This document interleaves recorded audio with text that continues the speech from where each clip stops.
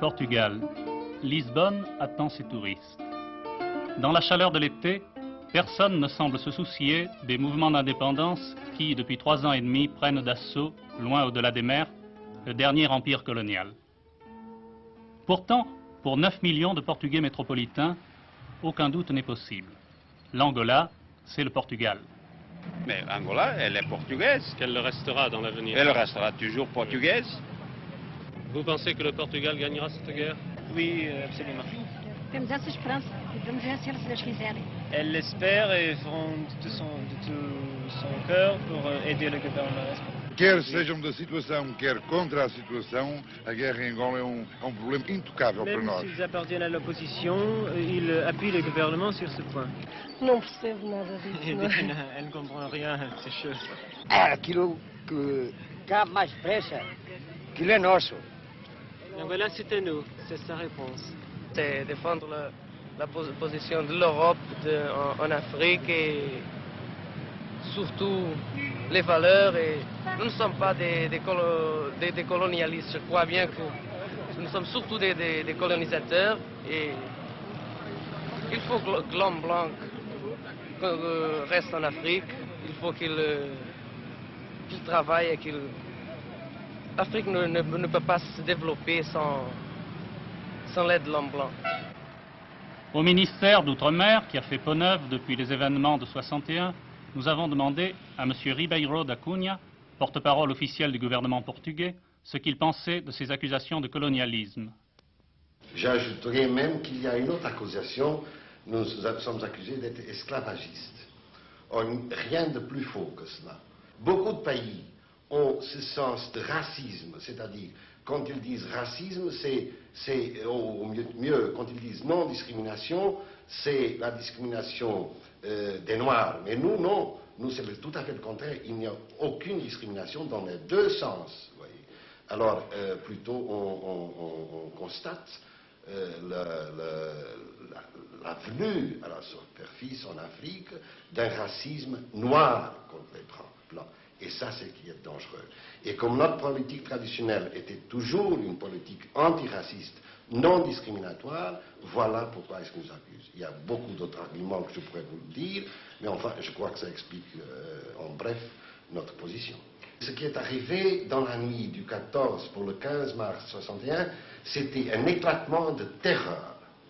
Voilà que les bandes armées, droguées, ont venu de l'étranger, du nord d'Angola, et ont tué environ, c'est très difficile de dire, mais environ 3000 personnes, 3000 Portugais.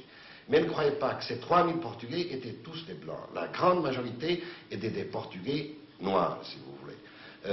Eh bien, le monde n'a pas fait assez d'attention sur ce développement, ces éclatements de terreur, mais le Mau à côté de ce qui est arrivé, où, comme je vous dis, 3000 Portugais ont été faits en miettes, c'est un pique-nique.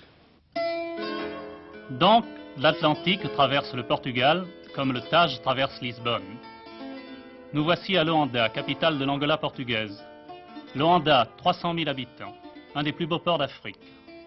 Une ville en pleine expansion qui n'a jamais connu la guerre. Et partout sont présents les témoignages de 500 ans de présence portugaise.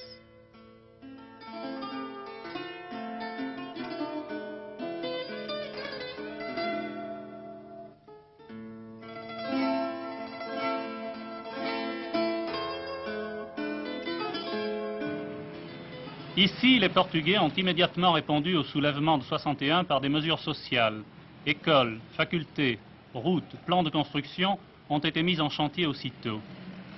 La population est mêlée.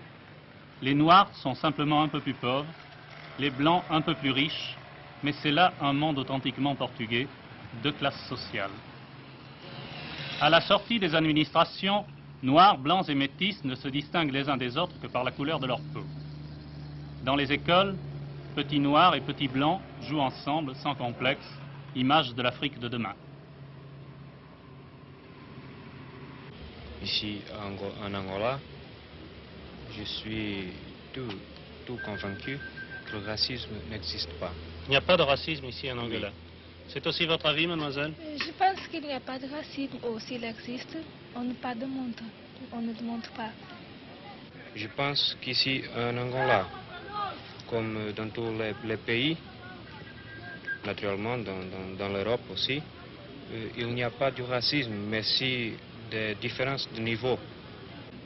Dans ce moment, il est possible que les autorités soient en donnant plus de possibilités aux Noirs qu'aux peuples blancs. Depuis toujours ou simplement depuis quelques années? Plus intensivement après la vague du terrorisme. Vous êtes vous-même portugais métropolitain ou vous êtes portugais d'Angola? Non, je suis né à Angola et je me considère un Angolan 100%. Est-ce que vous faites une différence entre Angolan et portugais? Si. Si je veux être sincère, je devrais dire que je fais une différence parce que les jeunes gens qui sont nés ici à Angola ont une manière de voir les problèmes et de les comprendre tout différent de ceux qui sont nés à Portugal métropolitain.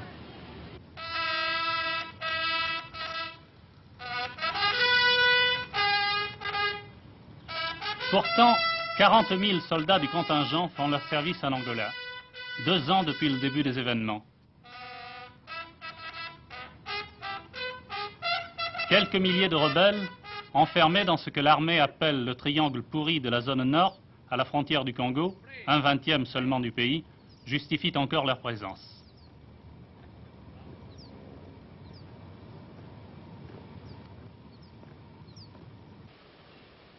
Dans les casernes, c'est la fraternisation. En attendant d'être envoyés dans le nord, les commandos en base arrière poursuivent un sévère entraînement. Close combat. Contre-guérilla.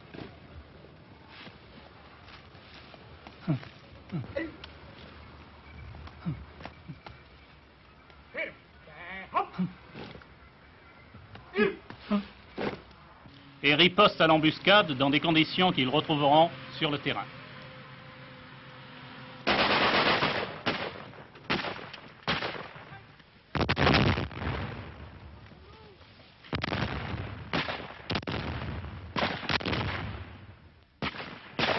Et l'officier d'action psychologique nous apporte même l'écho lointain de combats plus réels. Une mitrailleuse Bren anglaise. Une mitrailleuse MG 42 Yougoslavie. Une mitraillette Uzi belge. Une mitraillette France.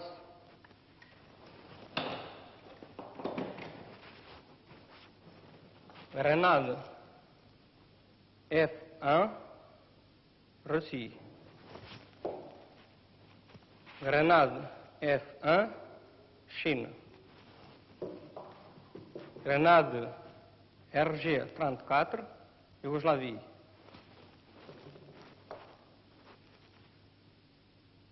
ALN. Il y a là des armes de tous les pays du monde. Est-ce que vous pensez que l'armée portugaise pourra venir à bout de cette coalition? Oui, nous pouvons résoudre ce problème. Vous en êtes convaincu? Oui. Mais si la ville est calme, il faut veiller à ce que la population ne soit pas contaminée par les idées subversives.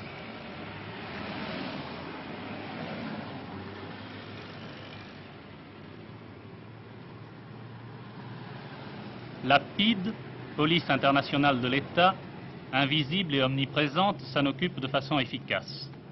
Le quadrillage des faubourgs ne permettrait pas à une éventuelle insurrection de se produire. L'ordre règne partout.